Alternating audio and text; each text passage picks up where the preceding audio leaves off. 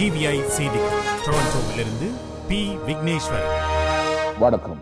தமிழர்கள் வாழும் பகுதிகளுக்கு கூடுதலான அதிகாரங்கள் வழங்குவது சாத்தியமில்லை என்று பாதுகாப்பு செயலாளர் கோத்தபாய ராஜபக்ச கூறியுள்ளார். புதுடில்லியில் இயங்கி வரும் ஹெட்லைன்ஸ் டுடே என்ற நிறுவனத்திற்கு அவர் வழங்கிய நேர்காணல் ஒன்றில் இலங்கை மக்கள் அனைவரும் ஒருமித்து வாழ தற்போதைய அரசியலமைப்பு சட்டமே போதுமானதென தெரிவித்துள்ளார்.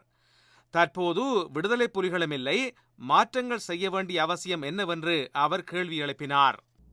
ஹெட்லைன்ஸ் டுடே சுயமாக தயாரித்த இலங்கையின் யுத்தகால குற்றச்செயல்கள் தொடர்பான I witnessed genocide inside Lanka's killings field என்ற விவரணம் நாளை ஒளிபரப்பாகிறது. கச்சதீவை மீட்க கோரி ராமேஸ்வரத்தில் பாரதிய ஜனதா கட்சி கடல் முற்றுகை போராட்டம் ஒன்றை நடத்தியிருக்கிறது.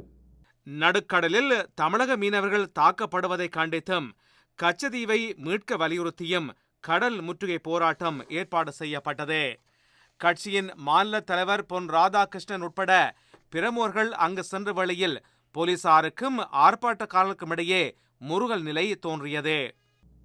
மலேசியாவுக்கு அகதி கோரிக்கையாளர்கள் நாடு கடத்தப்படுவதற்கு எதிரான இடைக்கால தடை உத்தரவை ஆஸ்திரேலிய உயர்நீதிமன்றம் நீடித்திருக்கிறது. பிரதம மந்திரி ஜூலியா கிலார்டின் புதிய எல்லை பாதுகாப்பு கொள்கை இந்த தீர்ப்பு மூலம் தடுமாற்றம் கண்டுள்ளது.